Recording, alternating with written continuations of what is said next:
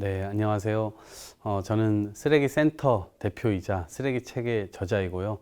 오늘은 또 정치 인터뷰라고 하니까 더불어민주당의 전 최고위원 이동학입니다.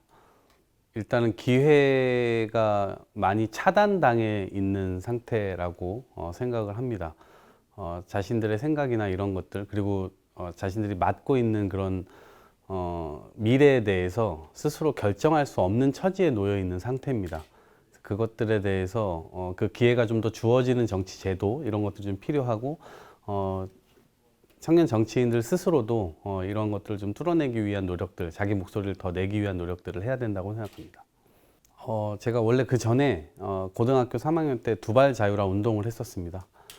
두발 자유라 운동을 했었는데 당시에 선생님들이 학생들과 대화조차 하지 않으려고 했었던 상황들이 있었고, 그런데 어느 날 갑자기 대화를 하자고 나온 거예요. 그래서 제가 궁금해서 그 이유가 뭔지를 막 이렇게 찾아 들어가 봤더니 결국 정치에서 결정을 내린 거예요. 학생들과 대화해서 합리적인 방안을 찾아라, 이렇게 지시가 내려온 거예요.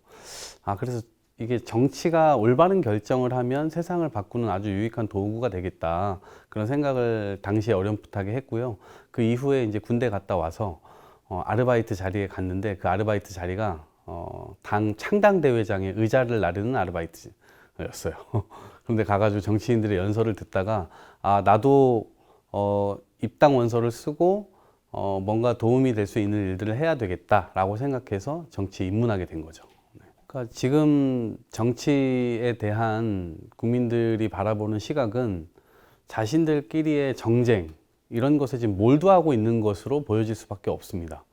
왜 그러냐면 밤새서 미래를 열어가는 토론, 뭐 예를 들면 기후 위기, 뭐 지방 소멸, 인구가 뭐 줄어드는 문제, 그리고 우리가 지금 맞닥뜨리고 있는 뭐 연금 개혁, 이런 것들을 좀 밤새서 토론해가지고 그러한 것들에 대한 결과를 낸다 그러면 그러한 정치들에 대해서는 사람들이 박수를 쳐줄 수도 있습니다.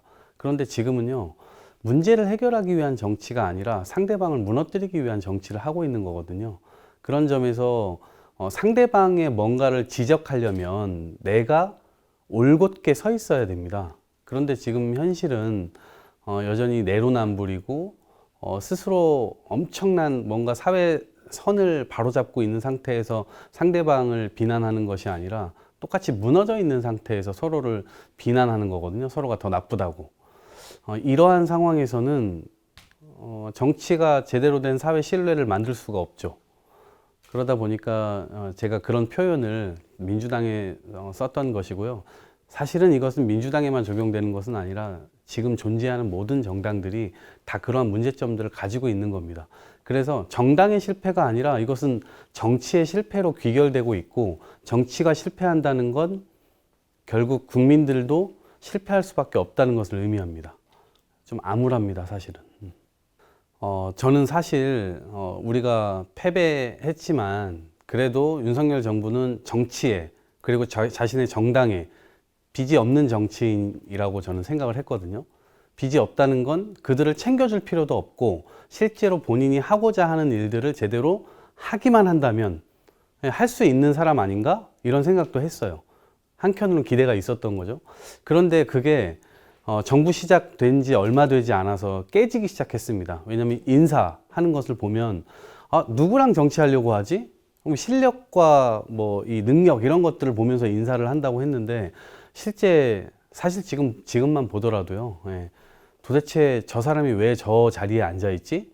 장관들 임명했던 것들 보고 여러 가지 형태로서 그것이 납득될 만한 상황이 지금 아닙니다. 인사뿐만 아니라 여러 가지 말실수 나오는 것도, 이건 실수가 아니라 그냥 본색이 원래 그런 사람이라고 하는 것이 지금 계속 드러나고 있는 거잖아요. 그래서 지금 처음에는 여당 대표 찍어내기 이거를 몰입했다가 지금 야당 대표 찍어내기로 지금 넘어가고 있는 상황인데, 사실은 지금 우리나라가 보복하고 정적 제거하고 지금 이럴 만한 시간이 없거든요. 왜냐면 지금 글로벌 전체적인 질서가 지금 재편되고 있는 시기이기도 하고, 지구 전체에서 불어오고 있는 기후 위기라고 하는 이 위기 앞에 놓여 있기도 하고, 또 대한민국 상황은 초고령화의 속도가 전 세계에서 가장 빨라요. 그러면 이것을 빨리 이 부분들에 대해서 파생되는 여러 가지 갈등들이 복지, 의료, 연금, 일자리 관련된 많은 문제들이 산적해 있는데 이 문제를 뛰어들어 가지고 어떻게 해결할 것인가 야당하고도 얘기하고 빚이 없기 때문에 그런 것들을 하지 않고도 충분히 이것들을 살려서 한다면 엄청난 지지를 받을 수도 있는데 사실은 그런 길들은 안 가고 완전히 거꾸로 가고 있는 거죠. 그래서 그런 부분에 대해서는 지금 6개월 좀 지난 이 시점에 평가를 하자면 굉장히 실망스럽다. 그리고 이것은 곧 굉장히 큰 절망으로 이어지게 될 것이다 라고 혹평을 해봅니다. 네. 아마 저는 전 실체적 진실에 대해서는 잘 모릅니다. 실제로 뭐 그거를 가지고 뭐 문제가 있었는지 없었는지는 저는 잘 모르지만 지금 이렇게 긴 시간 동안 검찰과 경찰과 온통 다 이 사람들이 동원돼서 지금까지 수사를 했는데 지금까지 전원만 계속 나와요. 그랬다더라, 저랬다더라. 그리고 언론으로 계속 기사를 흘려요.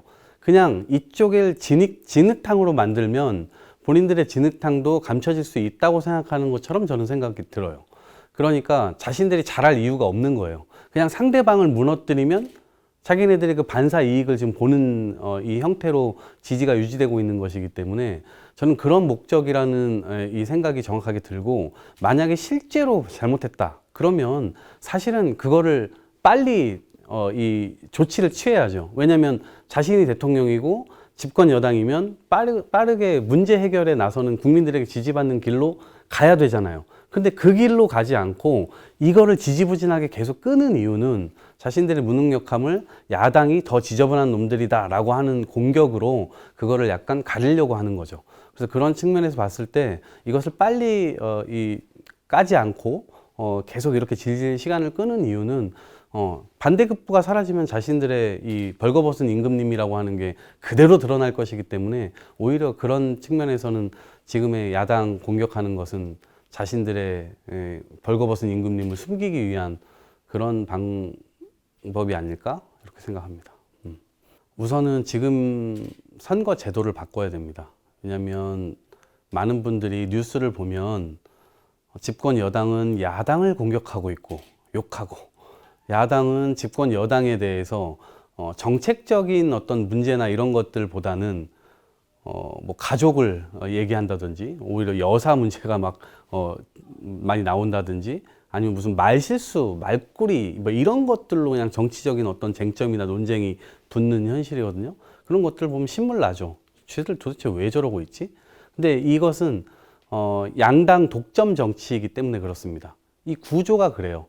그래서 선거제도 자체를 바꾸지 못하면 계속해서 50대, 60대 남자가 당선되는 결과를 가져올 겁니다. 그리고 소선거구제로 되어 있기 때문에 이 안에서는 제가 중요하게 생각하고 있는 지방소멸 문제나 초고령화 문제나 기후위기 문제나 이런 거 안 다뤄도 됩니다. 왜냐면 지역구에 내려가면 그 문제를 해결해 달라고 하는 유권자들이 없거든요. 그냥 오히려 그 유권자들은 우리 집값 올려주세요. 다리 놔주세요. 공원 만들어주세요. 오히려 약간 굉장히 많이 축소됩니다. 그 지역의 이해관계로 완전히 축소돼요.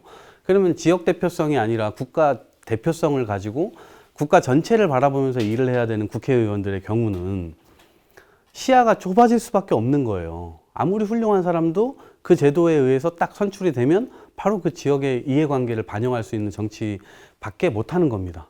그래서 저는 이것이 굉장히 큰 폐해를 주고 있다.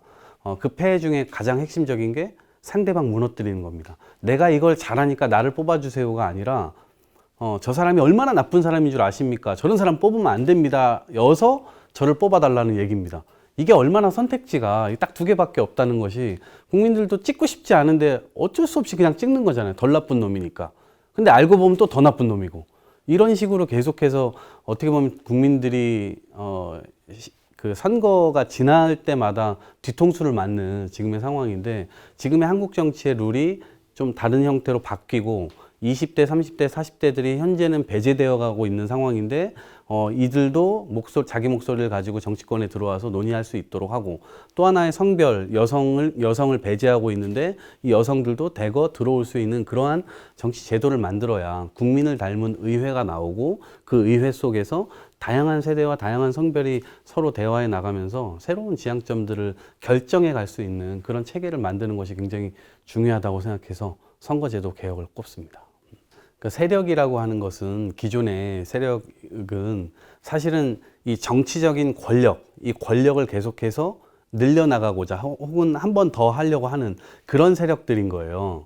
근데 이 세력이 아니라 실제로 우리 사회를 어떤 방향으로 만들어 나갈 것이냐의 세력이 중요하다고 봤고, 그것은 단순히 세대로서 끊을 수 없다. 왜냐하면 그건 서로가 또 배제하는 거잖아요. 그러니까 다양성이 복원되어야 되고 세대 간의 대화와 타협이 존재해야 되는 것이고, 그 힘을 가지고 사회의 새로운 지향점으로 나아갈 수 있다고 봤기 때문에 이 연령 이런 걸 좀 떠나야 된다. 그러니까 지금 오히려 청년 정치를 강조하면서 연령 안에 갇히게 되는 거거든요. 그러면 오히려 청년 정책만 다뤄야 된다라고 하는 또 그 세장 안으로 들어가 버리게 되어 있어요. 그래서 그런 게 아니라 사실은 청년 정책을 청년이 다루고 이런 문제가 아니라 청년의 시각으로 기성세대가 보지 못하는 그런 점들을 찝어내고, 그리고 그런 것들에 동조하는 기성세대와도 언제든지 힘을 합칠 수가 있고, 그러면 새로운 시대를 열자라고 하는 열망을 가진 사람들이 모여서 새로운 세력을 좀 만들자. 그게 제가 말씀드렸던 내용을 중심으로 한, 기후위기든 초고령화든 지방소멸이든 이러한 내용을 중심으로 한 사람들이 모여서 새로운 시대를 꿈꿔보자 라고 하는 게 세력교체의 주 내용입니다. 네. 저는 향후에 좀 공존의 나라를 만들고 싶다는 생각을 많이 합니다. 공존의 나라는요, 상대방을 신뢰하는 거예요.